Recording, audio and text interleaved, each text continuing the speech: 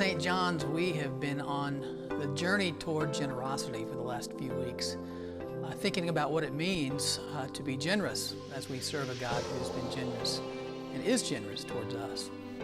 I think back to a story that I love to tell. Back in the summer of 2004, I was traveling for a couple of days to get to a meeting. And I get to the meeting, I was totally jet lagged, I was totally exhausted. And we had this long meeting. There wasn't any air conditioning, it was hot.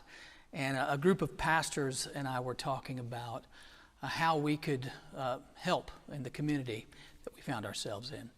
And the meeting went long, and we found ourselves at the end of several hours needing a break, and we were hungry, and we go outside, and most of us thought, let's just get out of here. Let's go back to our rooms and let's try again tomorrow.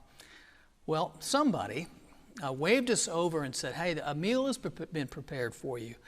And so we all kind of shook our heads and said, okay.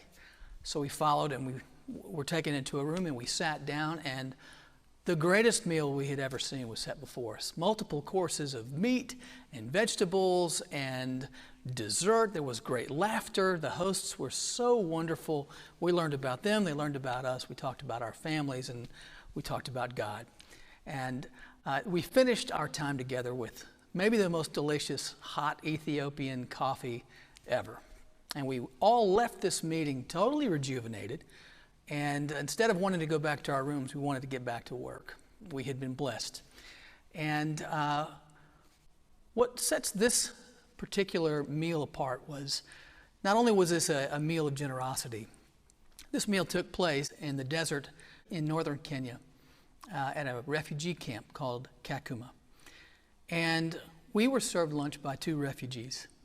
And remember, in a refugee camp, there's not a lot of extra food.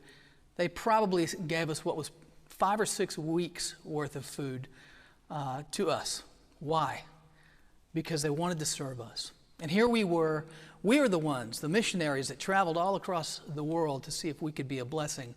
And it was there that we saw the face of Christ in the generosity shown to us. So my question to all of you is, what are your stories of generosity? How have you been blessed? Share these stories at the table and share them with us. Because as we strive to be like God, we need to be reminded that generosity comes not only from what you have, but also from the acts of kindness that you can show to one another. Thank you.